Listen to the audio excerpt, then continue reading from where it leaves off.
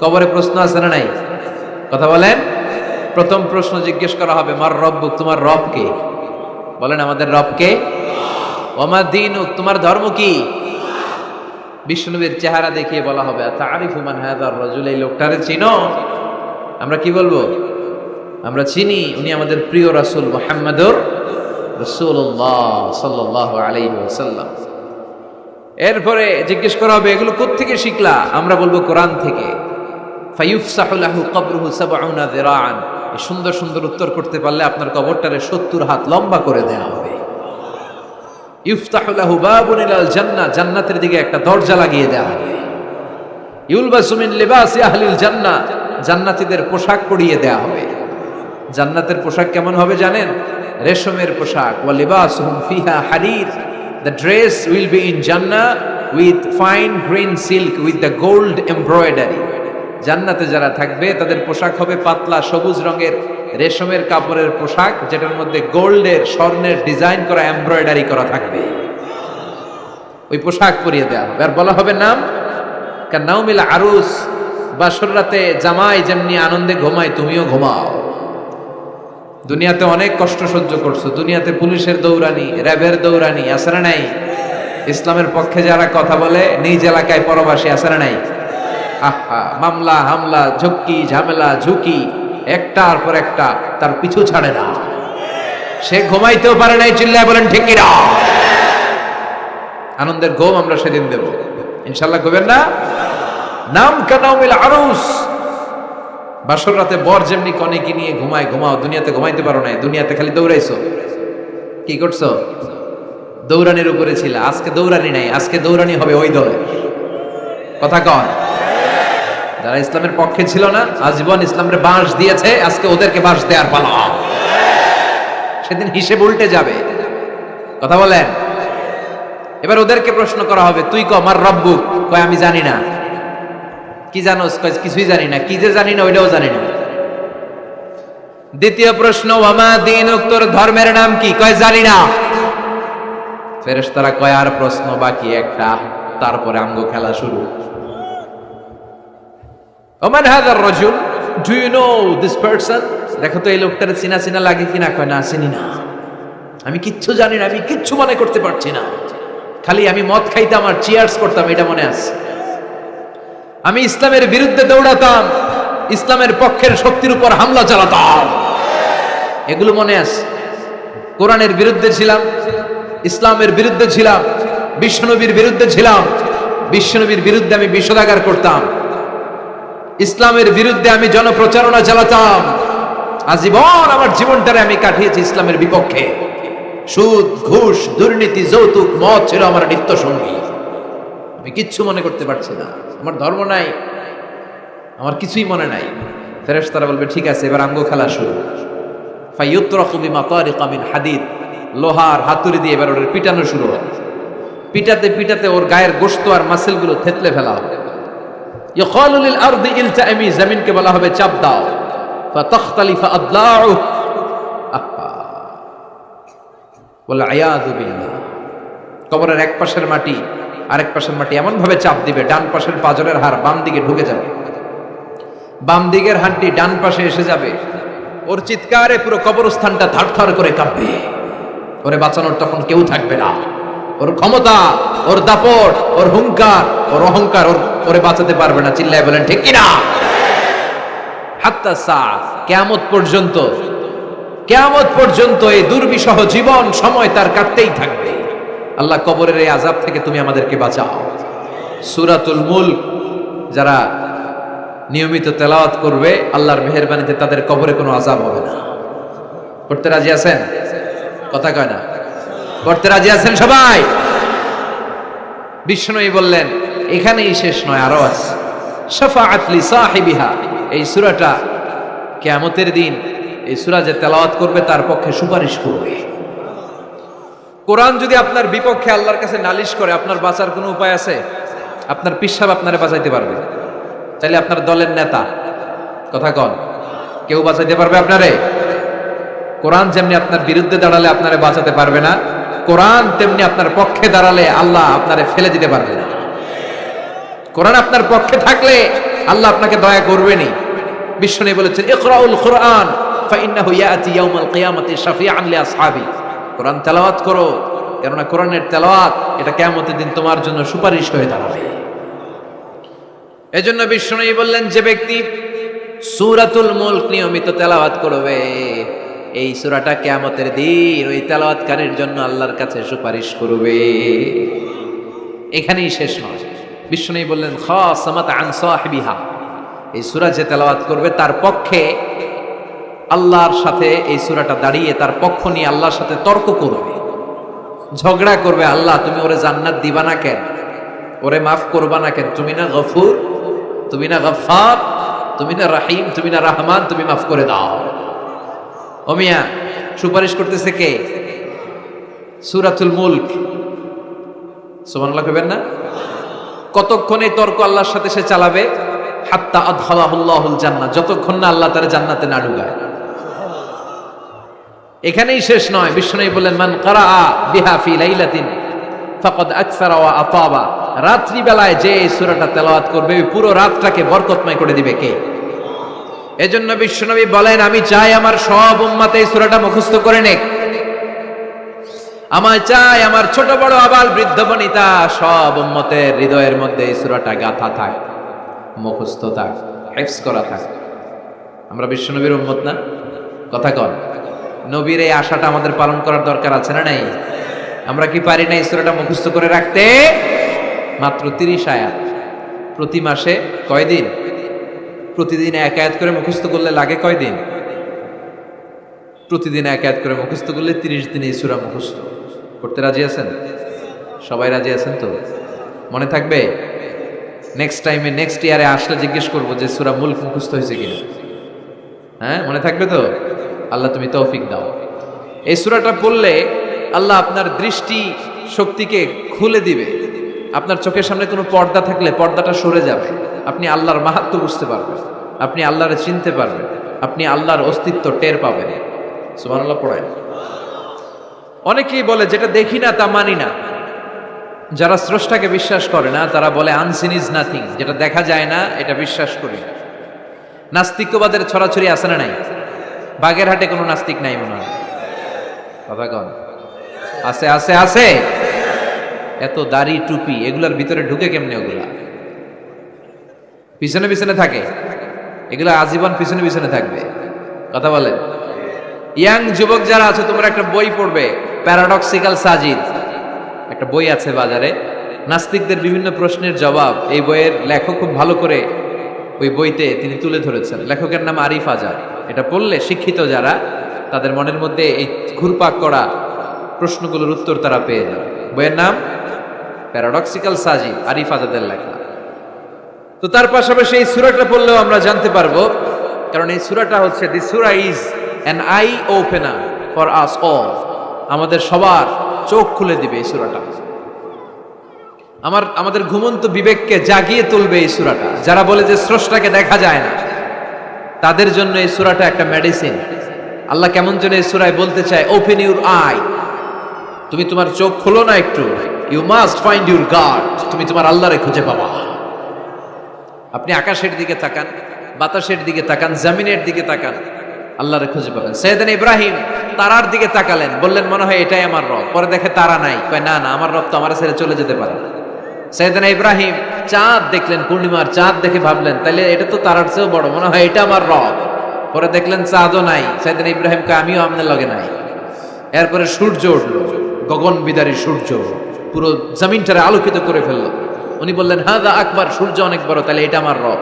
পরে বিকেলবেলা যখন সূর্য ডুবে যায়, সাইয়েদনা ইব্রাহিম কয় না, আমার রব তো আমার ছেড়ে কোথাও চলে যেতে পারে। তখন তিনি চিন্তা গবেষণার মধ্য দিয়ে মহাসত্যের খোঁজ পেলেন। সুবহানাল্লাহ পড়ে। মহাসত্য হচ্ছেন একজন, চিৎকার করে বলতে হবে তিনি কে? সে আল্লাহ বলে গোলাম, আমার অস্তিত্ব অনুভব করার জন্য তোমাকে ডজন ডজন বই পড়া লাগবে না, ডক্টরের ডিগ্রি লাগবে না, তুমি আমার সৃষ্টি করা এই বসুন্ধরার দিকে তাকাও, এই গাছপালা নেয়ামত রাজির দিকে নজর বুলিয়ে তাকাও। তুমি সাগর দেখো, তুমি পাহাড় দেখো, তুমি ঝর্ণা দেখো, ঝর্ণার কলকলো আওয়াজের ভেতরে আমি আল্লাহরে খুঁজে পাবো। কথা কন। ঝর্ণা দেখছেন কেউ কোনোদিন? বাগেরহাটে আছে? কোথায় যেয়ে দেখছেন? সিলেটে, হিমছড়িতে।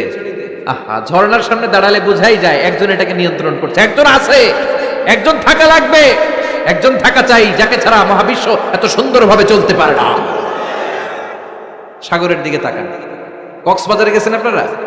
আহা, কি ক্ষুদ্র আমি, কি তুচ্ছ আমি, কি নগণ্য আমি। যখন আমার অলমোস্ট প্রতি সপ্তাহে কক্সবাজারে ফ্লাইট থাকে, আমার কক্সবাজারে অনেক প্রোগ্রাম থাকলে আমি বিকেলে আগে সাগরের সামনে চলে যাই, নিজে যে কত ছোট এটা দেখার জন্য।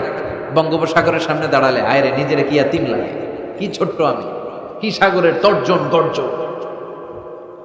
হিমছড়িতে যখন যাই, সিলেটের মাধবকুণ্ডে যখন যাই, মালয়েশিয়াতে মাঝে মাঝে যাই, ক্যামেরন হাইল্যান্ডে কিছু ওয়াটারফল আছে। আল্লাহু আকবার, এই ঝর্ণার আওয়াজের মধ্যে মনে হয় যেন আল্লাহর জিকির শোনা যায়, ঠিক কিনা? ঝর্ণা ঝর্ণা ঝর্ণা রে, বলনা বলনা বলনা রে, কার বিরহে পাগল পাড়া তুই, কার মিলনে ফুল ফসলে ভরার তোর দুকুল বই, কার মিলনে ফুল ফসলে ভরার তোর দুকুল বই। ঝর্ণা ঝর্ণা ঝর্ণা রে, বলনা বলনা বলনা রে, কার বিরহে পাগল পাড়া তুই। সুবহানাল্লাহ পড়ে। ঝর্ণার দিকে তাকালে, আকাশের দিকে তাকালে, বাতাসের দিকে তাকালে আকাশের রব আল্লাহর অস্তিত্ব সেখানে আছে না নাই? চিল্লায় বলেন আছে না নাই?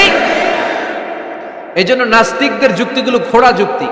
তারা বলে আনসিন ইজ নাথিং, যেটা দেখি না ওইটা মানি না। এরকম কিছু গাধা আছে না নাই? হাদারাম, উল্লুক্কা পাঠা, যেটা দেখি না ওইটা মানি না। আচ্ছা বলেন তো, আমরা কোনোদিন আমেরিকা দেখছি সরাসরি? কথা কয় না। টিভিতে দেখছি, বইতে দেখছি আমেরিকার ছবি, কিন্তু সরাসরি এটা আমেরিকা দেখছি? তাই বলে আমরা আমেরিকা মানি না? কথা বলেন। নাস্তিক যারা কথা বলে এরা বাতাস দেখতে পায়? উত্তর দেন, বাতাস দেখা যায়? তো নাস্তিকের যারা দল, নাস্তিকের গোষ্ঠী, ওরা কি বাতাসকে মানে না? Why do you believe on that? Why do you believe on air in the atmosphere? বায়ুমণ্ডলে যে বাতাস আছে এটা কেন মানো? বাতাস তো দেখো। কে কারো যখন মাইগ্রেনের পেইন হয় মাথায়, আমার প্রচন্ড ব্যথা, আপনারা কি দেখতে পাচ্ছেন ব্যথাটা? কিন্তু মাথায় যে ব্যথা হয় এটা আপনারা মানেন না, নাস্তিকেরা মানে না। তাহলে ওদের যুক্তির কোনো গ্রাউন্ড আছে? কোনো গ্রাউন্ড না। যেটা দেখা যায় না এটা নাকি ওরা বিশ্বাস করে। আল্লাহ বলেন সৃষ্টির দিকে তাকা, নজর করে দেখ, আমি আল্লাহর নিদর্শন আছে। সুবহানাল্লাহ পড়েন। নাস্তিকদের কিভাবে আপনি বুঝাবেন? একটা ঘটনা বললে চমৎকার বুঝতে পারবেন। কুফা নগরীতে এক নাস্তিক ছিল, সে এরকম বলতো, যেটা দেখি না ওইটা মানি না। সবাই বলে আমাদের একজন ইমাম আছে, ওনার নাম নু'মান ইবনু সাবিত, উনি তোমারে দেখায় সারবে আল্লাহরে। সে বলে তাই, তাহলে ডাকো তো, তার সাথে আমি তর্ক করব। অ্যাপয়েন্টমেন্ট দেওয়া হলো জুমার পরে ঠিক ভর দুপুরে 2টায়। নু'মান ইবনু সাবিত ওনার আসল নাম, ওনার লকব হচ্ছে আবু হানিফা। ইমাম আবু হানিফারে চিনেন না? ইমাম আল আযম। উনি আল্লাহর পক্ষে নাস্তিকের সাথে লড়বেন, আর নাস্তিক আল্লাহর বিপক্ষে লড়বেন। সময় দেয়া হয়েছে জুমার সালাতের পর ভর দুপুরে 2টা। ঠিক সময় নাস্তিক এসেছে, হাজার হাজার মানুষ এসেছে, আসে নাই ইমাম আবু হানিফা। নাস্তিক তো রেগে মেগে আগুন, আমার সময় দিয়ে উনি আসে নাই কেন? আসে না কেন? আধা ঘন্টা, 1 ঘন্টা, 1.5 ঘন্টা চলে যায়, আসে না। প্রায় 2 ঘন্টা পরে ইমাম আবু হানিফা দৌড়ে দৌড়ে আসলেন। নাস্তিক বলে আপনার তো সময়ের কোনো জ্ঞানই নাই, আপনার সাথে কোনো তর্ক চলবে না। ইমাম আবু হানিফা বললেন ইনদি উযর, আই হ্যাভ অ্যান এক্সকিউজ, আমার একটা এক্সকিউজ আছে। কি এক্সকিউজ? সাইয়েদনা ইমাম আবু হানিফা বললেন, আমি যখন ঘর থেকে বের হই, এই পথে আসার সময় আমাকে একটা নদী পার হতে হয়। কি পার হতে হয়? আজকে যে দেখি নদীর সামনে কোনো নৌকা নাই, মানুষ নাই, কেউ নাই, কেউ নাই। হঠাৎ দেখলাম নদীর পাশে বিশাল একটা বড় গাছ, গাছটা এমনি এমনি 2 ভাগ হয়ে গেল। গাছ থেকে এমনি এমনি কাঠ আর তক্তা বের হয়ে গেল। তক্তাগুলো এমনি এমনি জোড়া লেগে নৌকা হয়ে গেল। ওই নৌকা এমনি এমনি নদীর মাঝখানে এসে পড়লো, আর আমি উঠে বসলাম। মাঝি ছাড়া, লগি বৈঠা ছাড়া নৌকা আমারে এক টান মেরে নদীর ওপার নিয়ে গেল। এই কাজগুলো হতে হতে 2 ঘন্টা লেগে গেছে। কয় ঘন্টা? নাস্তিক কয় তবে ইমামের মাথা খারাপ। নাস্তিক কি বলে? তোদের ইমামের মাথায় সমস্যা। ইমাম আবু হানিফা বললেন, আপনি এই কথা বললেন কেন? আমার মাথা ঠিকই আছে, আপনি আমার গালি দেন কেন? নাস্তিক বলে এমনি এমনি গাছ ভেঙে 2 ভাগ হয় নাকি? এমনি এমনি করাত ছাড়া গাছ কেটে তক্তা বানানো যায় নাকি? এমনি এমনি মিস্ত্রি ছাড়া তক্তা লাগিয়ে নৌকা হয়? এমনি এমনি মাঝি ছাড়া নৌকা চলে নাকি? সাইয়েদনা ইমাম আবু হানিফা বললেন, এই তো আপনি লাইনে চলে আসছেন, এখন আপনারে বুঝাইতে খুব সুবিধা হবে। এমনি এমনি নৌকা হয় না, তক্তা হয় না, এমনি এমনি গাছ কেটে দুই ভাগ হয় না, তাহলে আকাশটা কেমন করে এমনি এমনি হলো? এই জমিনটা কেমন করে এমনি এমনি হলো? দ্বিপ্রহরের জলজলের সূর্যটা কেমন করে প্রতিদিন দিনক্ষণ টাইম ঠিক করে সকালে পূর্ব দিক থেকে উঠে পশ্চিম দিকে ডুবে যায়? কেমন করে আকাশ থেকে বৃষ্টি নামে এমনি এমনি? কেউ যদি এটা না করে এমনি এমনি কেমন করে পৃথিবী সৃষ্টি হয়? নাস্তিকের ঘুমন্ত বিবেক এবার জাগ্রত হয়েছে, এবার সে চোখ মেলে তাকিয়েছে। সেজন্য এই পৃথিবীতে এখন নতুন এসেছে, সে নতুন করে আবার পৃথিবী দেখতে লাগলো। তাই তো সুবহানাল্লাহ কইবেন না? তাই তো এমনি এমনি তো কিছু হতে পারে না। There should be someone who is controlling everything. একজনকে থাকাই লাগবে যিনি মহাবিশ্ব নিয়ন্ত্রণ করছে। চিল্লায় বলেন, তিনি কে? নাস্তিক অবাক, তাই তো, আসলেই তো আমি একটা বোকা, আসলে আমি হাদারাম, আমি তো এইভাবে কখনো ভাবি নাই। ও ইমাম, আপনাকে শুকরিয়া, আপনার হাত দেন, আপনার হাতে চুমু খাই, আপনার হাতে হাত রেখে আমি শাহাদা বাক্য পাঠ করতে চাই, আপনি আমারে পড়িয়ে দেন লা ইলাহা ইল্লাল্লাহ মুহাম্মাদুর রাসূলুল্লাহ। কালিমা পড়ে মুসলমান হয়ে গেলেন। আল্লাহু আকবার। এজন্য নাস্তিকদের সাথে ওয়াজাদিলহুম বিল্লাতি হিয়া আহসান, হিকমতের সাথে কথা বলতে হবে। প্রজ্ঞার সাথে যদি আপনি একটা ভ্যালিড গ্রাউন্ড উপস্থাপন করতে পারেন, নাস্তিকরা আপনার সামনে দাঁড়াতে পারবে না। চিল্লায় বলেন ঠিক কিনা? এই নাস্তিকদের জন্য অনেক দিক নির্দেশনা, ডোজ, মেডিসিন আল্লাহ সূরার ভেতরে দিয়েছেন। সূরাটার নাম সবাই বলতে হবে। সবাই বলেন, সবাই কইছেন? সূরার নাম সূরা মুলক। চিল্লায় বলেন কি নাম? সূরাতুল মুলক। আল্লাহ শুরু করছেন, তাবারাকাল্লাযী বিয়াদিহিল মুলকু ওয়া হুয়া আলা কুল্লি শাইইন কাদির। সুবহান সেই সত্তা যার হাতে ক্ষমতা, আর তিনি সব বিষয়ের উপরে ক্ষমতাবান। পড়েন সুবহানাল্লাহ। তাবারাকাল্লাযী, সুবহান সেই সত্তা, বিয়াদিহিল মুলকু, যার হাতে সব ক্ষমতা, ওয়া হুয়া, আর তিনি, আলা কুল্লি শাইইন কাদির, সব বিষয়ে ক্ষমতাবান। তিনি কে? বিয়াদিহিল মুলকু, তার হাতে ক্ষমতা। চিল্লায় বলেন তো কার হাতে? নাকি আপনাদের হাতে? মাননীয় প্রধানমন্ত্রীর হাতে? আস্তে আস্তে যাও, তুমি তো পুরো মাইক নাড়ায় ফেলতেছো। ক্ষমতা কার হাতে? নাকি প্রধানমন্ত্রীর হাতে? র্যাবের প্রধানের হাতে? পুলিশ প্রধান ডোনাল্ড ট্রাম্পের হাতে? ভ্লাদিমির পুতিনের হাতে? নরেন্দ্র মোদীর হাতে? কার হাতে? জোরে বলেন। বিশ্বাস হয়? কিন্তু আমরা কিন্তু প্রায়শই বলি সকল ক্ষমতার উৎস জনগণ। এভাবে রাষ্ট্রীয়ভাবে কিছু কুফরি আমাদেরকে শিক্ষা দেওয়া হয়। চিল্লা এখন ঠিক কিনা? এটা রাষ্ট্রীয় কুফরি। সকল ক্ষমতার উৎস জনগণ নয়, সকল ক্ষমতার উৎস একজন। চিল্লায় বলেন তিনি কে? আপনি নিজের একটু নিজের জিজ্ঞেস করেন তো যে আপনার ক্যাপাসিটি কতটুকু? আমার ক্যাপাসিটি আসলে কতটুকু? আমি আসলে কদ্দূর করতে পারি, কদ্দূর ক্ষমতা আমার আছে? একটু জিজ্ঞেস করে দেখেন। ডায়রিয়া যাদের হয়, 5 বার 7 বার 10 বার যদি টয়লেটে যাওয়া লাগে, ওর চেহারার দিকে আর তাকানো যায়? নিজেকে দিয়ে ভাবেন, যেদিন আপনার পেট মোচড় দিয়ে ডায়রিয়া হয়েছে, 7 বার 8 বার ইমোটিল ট্যাবলেট খাওয়ার পরে, স্যালাইন খাওয়ার পরে ভালো হচ্ছে না, 10 বার 12 বার যেতে যেতে চেহারাটা সাদা হয়ে যাচ্ছে, গায়ে কোনো শক্তি নাই, এরপরে 3-4 জন কাঁধে করে টয়লেটে ঢুকায়, আছে না নাই? 10 বার 12 বার টয়লেটে গেলে আর কোনো শক্তি নাই, কই আই মরে যাইও, আই আর হাইতাম না রে, মাফ করি দে, এরকম হয় না? তখন ভয় লাগে, মনে হয় যে আমি আসলেই মরে যাবো, সবার কাছে বিদায় নাই, আমারে মাফ করে দাও, আমি হয়তো বাঁচবো না।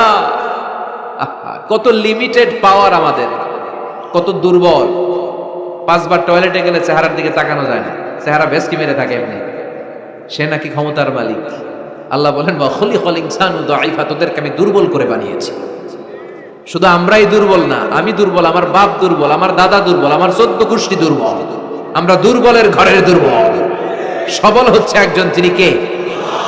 এজন্য সকল ক্ষমতার উৎস কোন দৃষ্টিতে, কোন যুক্তিতেই টিকে না যে সকল ক্ষমতার উৎস নাকি মানুষ। এই কথাটা যুক্তির আলোকে টিকে? সকল ক্ষমতার উৎস কে? কি ক্ষমতা আছে আমাদের? কোনো ক্ষমতাই নাই। আজকে কেউ যদি পেছন থেকে চিৎকার দিয়ে বলে হুজুর প্যান্ডেলে সাপ,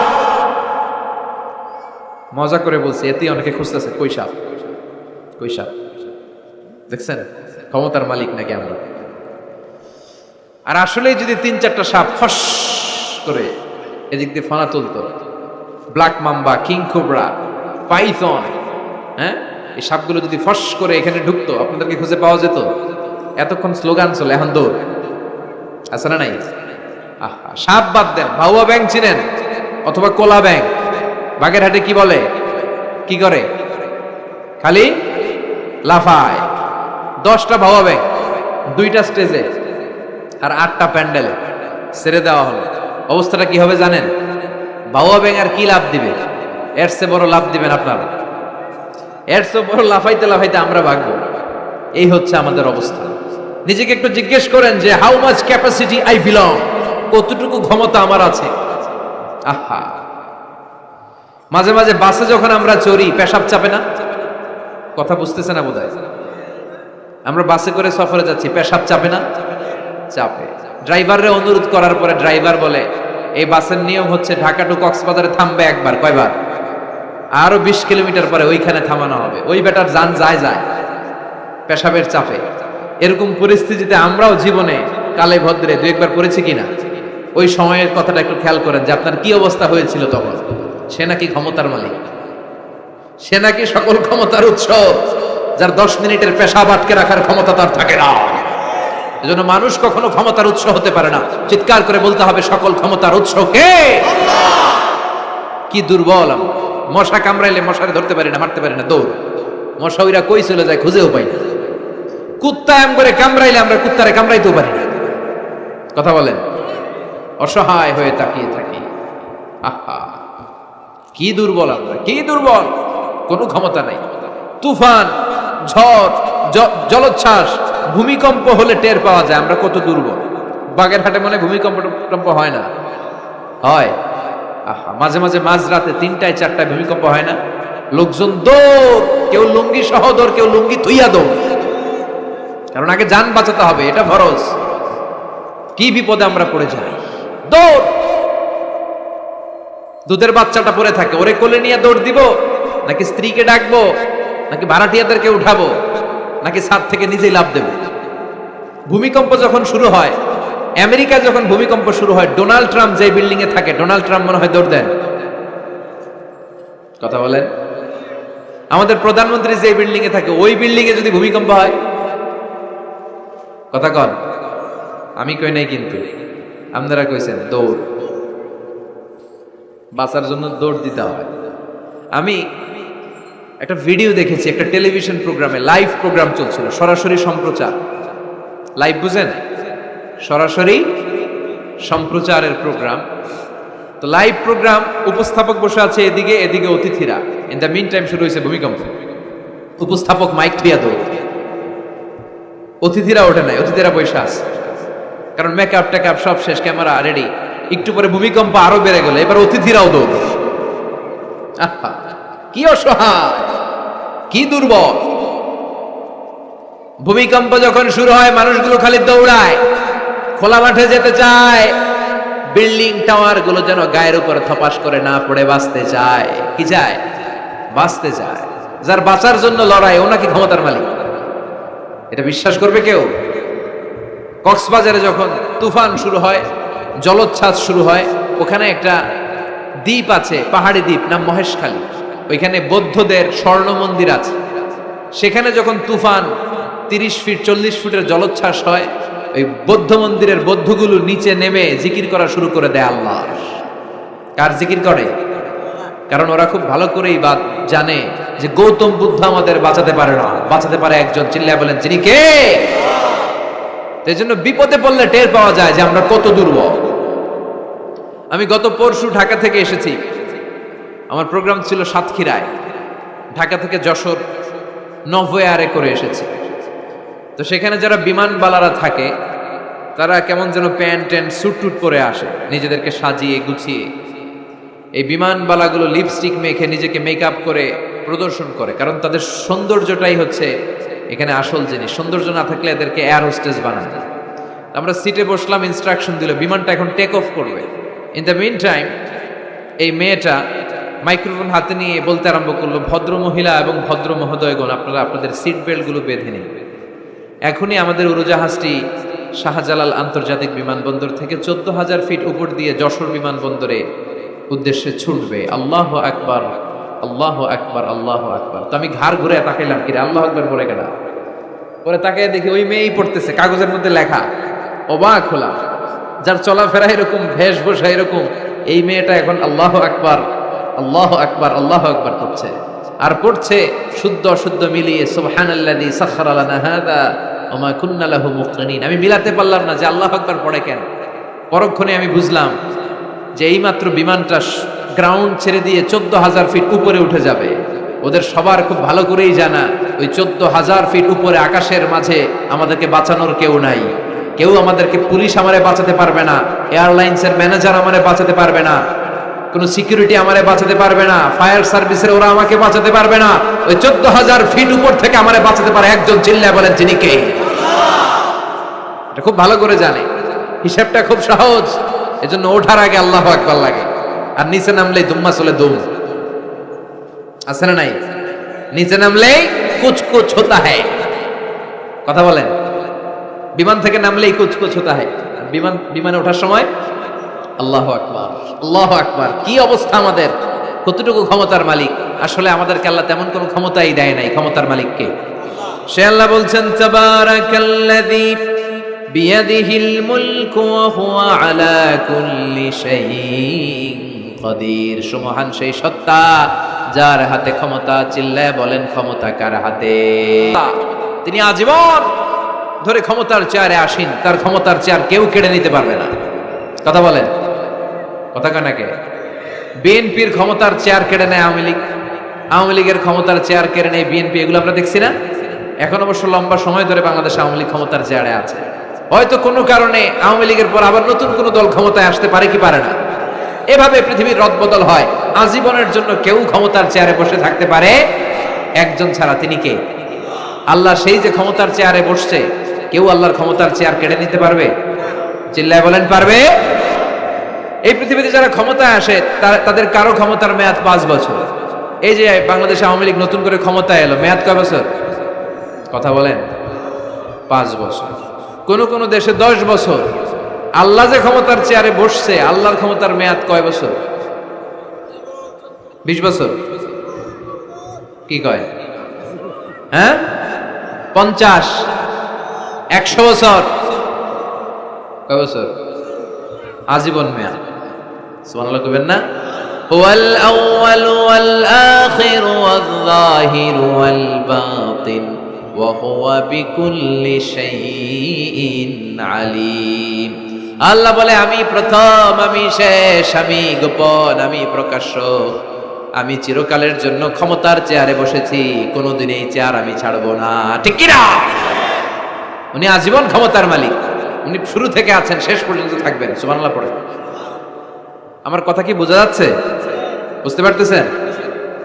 পৃথিবীর অনেক দেশে আবার ডেমোক্রেটিক সিস্টেমে ভোটে জিতে ক্ষমতায় আসতে হয়। যেমন আমাদের দেশ ডেমোক্রেটিক কান্ট্রি, ভোট যার বেশি ক্ষমতা তার বেশি, ভোট পেয়ে ক্ষমতায় আসে। তো আল্লাহ তো ভোটে জিতে মনে হয় ক্ষমতায় আসছিল না, ভোট ছাড়া আসছে, কারচুপি করে আসছে আল্লাহ। হ্যাঁ, অনেক দেশে রাজতন্ত্র, মোনার্কি সিস্টেম, রাজার পোলা রাজা। আল্লাহর বাবা ছিল রাজা, এজন্য আল্লাহও রাজা। কথা বলেন। আল্লাহ বলে না, ভোটে জিতে আমার ক্ষমতার চেয়ারে বসা লাগে নাই। আমার বাবা নাই, আমার ছেলে নাই, আমার কেউ নাই, আমি একাই সব ক্ষমতার মালিক। আমি চিরকালের জন্যই ক্ষমতার চেয়ারে বসা। চিরকাল, আজীবন তিনি ক্ষমতার চেয়ারে থাকতেন। আবার অনেক সময় দেখা যায় ক্ষমতায় যেতে হলে অন্যান্য পার্টির সাথে কোয়ালিশনে যেতে হয়, শরিক বানাতে হয়। আল্লাহর ক্ষমতায় তো শরিক আছে না? আছে। আল্লাহ বলেন, ওয়ালাম ইয়াকুল্লাহু শারীকুন ফিল মুলক। আমার ক্ষমতায় কোনো পার্টনার নাই, কোনো শরিক নাই। তোদের মতো আমি কারোর সাথে জোট করি নাই।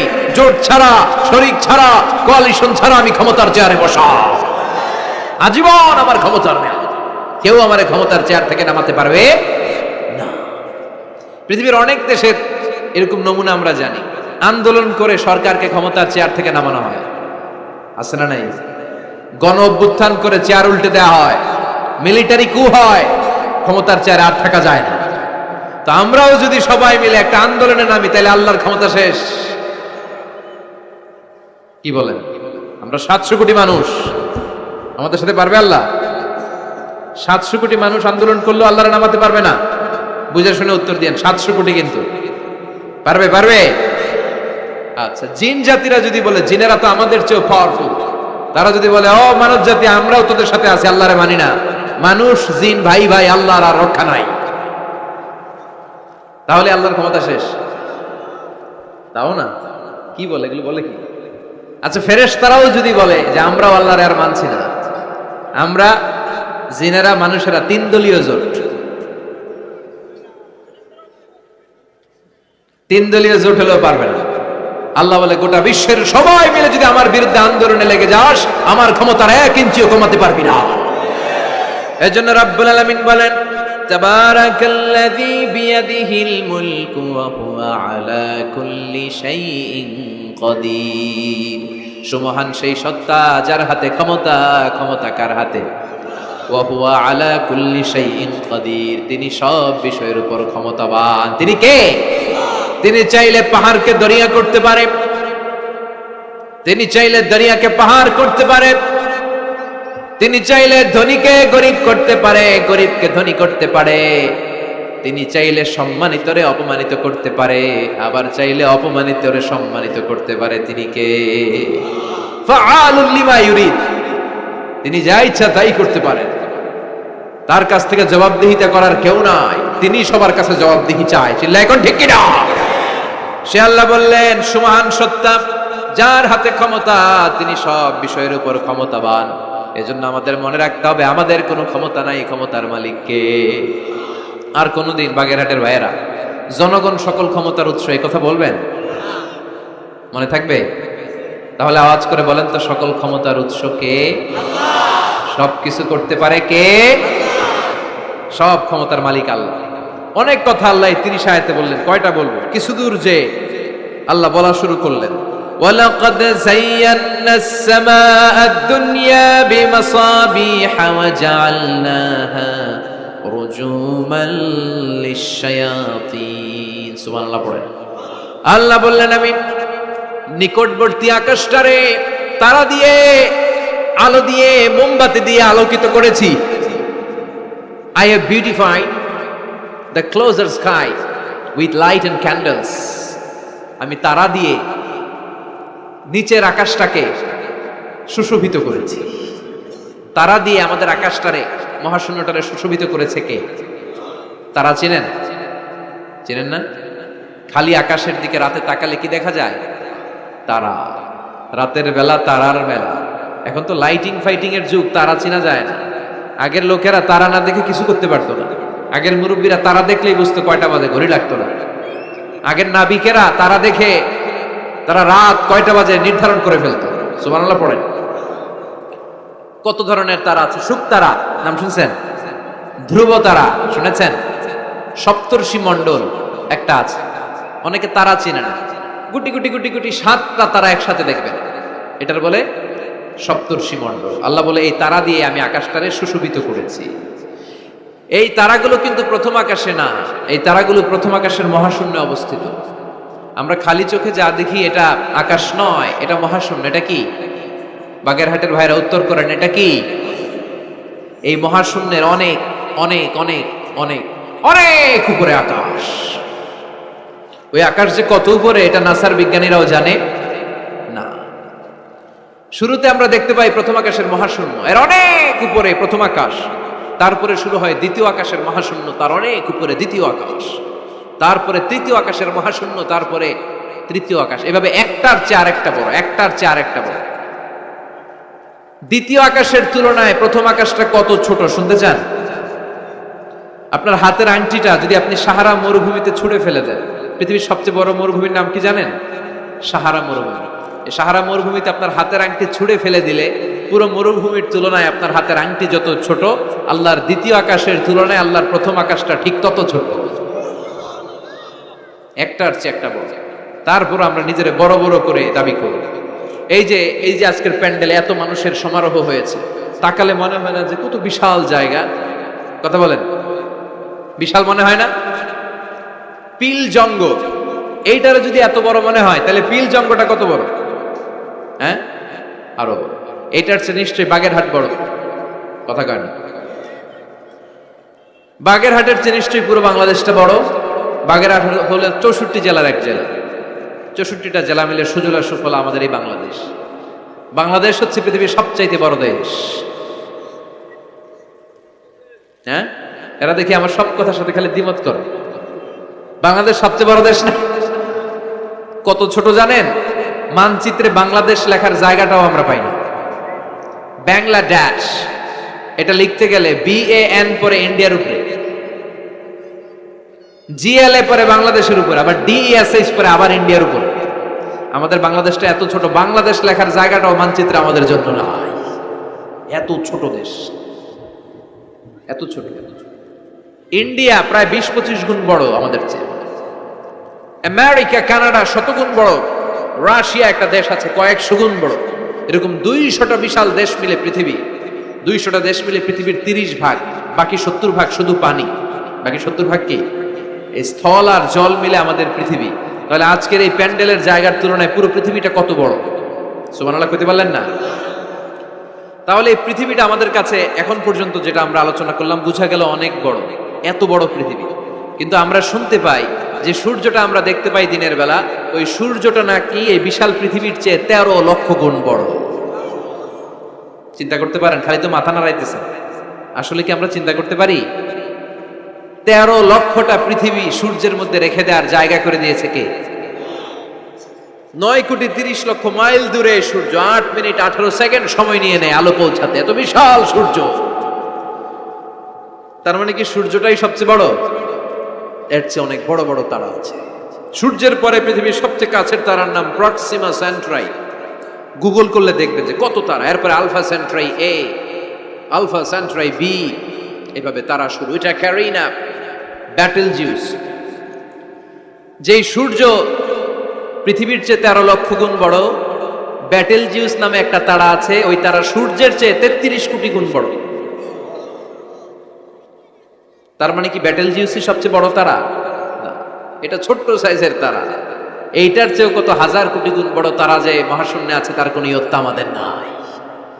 এরকম হাজার হাজার million trillion zillion pillion octillion তারা মিলে আমাদের এই গ্যালাক্সিটা গঠিত। আমাদের গ্যালাক্সির নাম মিল্কি ওয়ে। আমাদের গ্যালাক্সির নাম শুনছেন না? বিজ্ঞানে আমরা পড়ছি না? আমাদের গ্যালাক্সির নাম মিল্কি ওয়ে। আমাদের গ্যালাক্সির পরে আমাদের সবচেয়ে কাছের গ্যালাক্সির নাম অ্যান্ড্রোমেডা। কি নাম? আমাদের গ্যালাক্সি থেকে অ্যান্ড্রোমেডাতে পৌঁছতে 2.5 মিলিয়ন লাইট ইয়ার লেগে যাবে যদি লাইটের গতিতে আমরা ছুটি। 2.5 মিলিয়ন লাইট ইয়ার। 1 মিলিয়নে 10 লাখ, 2.5 মিলিয়নে 25 লক্ষ লাইট ইয়ার। এই পৃথিবীতে সবচেয়ে দ্রুতগামী যে জিনিসটার আবিষ্কার হয়েছে সেটার নাম আলো। সেটার নাম সবাই বলেন। আলো সবচেয়ে দ্রুত ছোটে। কত দ্রুত জানেন? 1 সেকেন্ডে 1,86,000 মাইল বেগে ছোটে। 1 ঘন্টায় না, 1 মিনিটে না, এক সেকেন্ডে ছোটে কদ্দূর? আরে 1 সেকেন্ড কইতে তো 2 সেকেন্ড লাগে। 1 সেকেন্ড এটা বলতে বলতে 2 সেকেন্ড লেগে যায়। কিন্তু 1 সেকেন্ডে নাকি সে 1,86,000 মাইল দূর চলে গেছে। এই আলোর গতি সম্পন্ন একটা রকেট যদি কেউ বানাতে পারে, যে রকেটটাও আলোর মতো সেকেন্ডে 1,86,000 মাইল বেগে ছুটবে, এরকম রকেট যদি বানানো যায়, তাহলে এই রকেট দিয়ে আমাদের গ্যালাক্সি থেকে আমাদের প্রতিবেশী গ্যালাক্সি অ্যান্ড্রোমেডাতে পৌঁছতে 25 লক্ষ বছর লেগে যাবে। সুবহানাল্লাহ বাড়িতে যায় বলবেন সবাই, চিৎকার করে পড়েন আল্লাহু আকবার। সে আল্লাহ বললেন, লাকাদ যায়্যানাস সামাআদ দুনিয়া বিমাসাবিহা ওয়া জাআলনাহা রুজুমান লিশ-শায়াতিন। আমি তোমাদের জন্য দুনিয়ার আকাশটারে সুন্দর সুন্দর তারা দিয়ে সুশোভিত করেছি। এরকম বিশাল বিশাল তারা দেখতে তো মনে হয় ছোট্ট একটা ডটের মতো না, একটা ফোঁটার মতো মনে হয় না তারাগুলা? এত বিশাল বিশাল তারা মহাশূন্যে রেখেছে কে? চিল্লায় বলেন কে? এরপরে এই সূরার মাঝে মাঝে এসে আল্লাহ বললেন, হুয়াল্লাযী জাআলা লাকুমুল আরদা যালুলান ফামশু ফী মানাকিবিহা ওয়া কুলু মির রিজকি ওয়া ইলাইহিন নুশুর। আল্লাহ বলে, আমারে তোরা চিনিস না, চিনে নে। আমি হলাম এমন সত্তা, আমি তোমাদের জন্য জমিনটারে সমতল বানিয়ে দিয়েছি, তাই যেখানে মন চায় তোমরা সুন্দর করে হেঁটে হেঁটে যেতে পারো। তার মানে এই নয় যেখানে খুশি সেখানে যাবা, শেষকালে আমার দিকে ফিরে আসতে হবে, ঠিক কি না?